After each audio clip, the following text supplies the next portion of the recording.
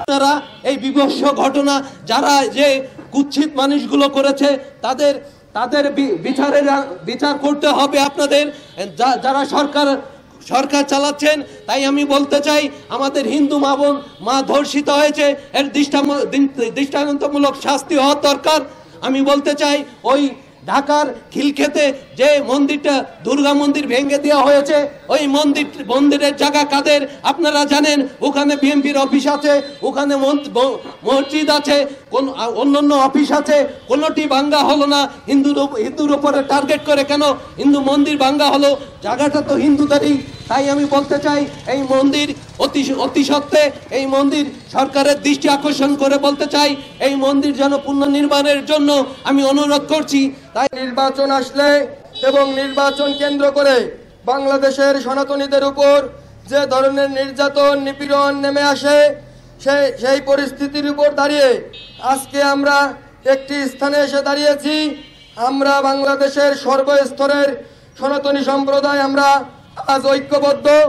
আমরা চাই পৃথক নির্বাচন ব্যবস্থা ও সংরক্ষিত আসন।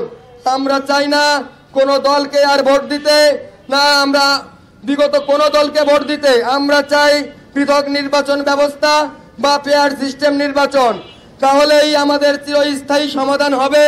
এই আহ্বান আমি বাংলাদেশ জাতীয় হিন্দু ছাত্র মহাজোট থেকে রাখছি, কেন্দ্রীয় কমিটির পক্ষ থেকে। আমরা কি বলির পাঠা মনে হয়? তাই এ দেশ আমার, এ বাংলা আমার, এ ভূমি আমার। আমাদের বলা হয় তোমরা চলে যাও ইন্ডিয়া। কেন যাব? সমস্ত এই বাংলার মাটি তো হিন্দুদেরই ছিল।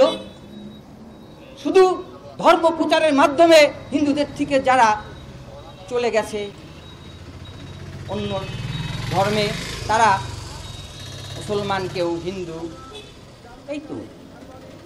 আজকে আরএসএস এসে সমস্ত জায়গায় যদি আমরা দেখি সব হিন্দুদের জায়গা। অর্পিত সম্পত্তি প্রত্যর্পণ খ বাতিল হওয়ার আগে যখন ক ধরেছিল বিগত সরকার আমলে, তখন আমলারা কি বলেছিল? এই সম্পত্তি তো সব হিন্দুদের। ক যদি বাতিল হয় তাহলে তো আমরা দেশে থাকতে পারবো না। জেলার প্রত্যেকটা মেয়ে, হিন্দু মুসলিম প্রত্যেকটা মেয়েই আমরা রাস্তায় বেরোতে পারি না। রাস্তায় আমরা মানে নির্যাতিত শিকার হই। রাস্তাঘাটে মানুষ আমাদের নানা ধরনের উস্কানিমূলক কথাবার্তা আমাদের বলে। এই যে মুরাদনগর একটা হিন্দু মহিলা, তার স্বামীর সামনে ধর্ষণ হয়েছে, পুরো মিডিয়াতে তার ভিডিও মানে তুলে ধরা হয়েছে।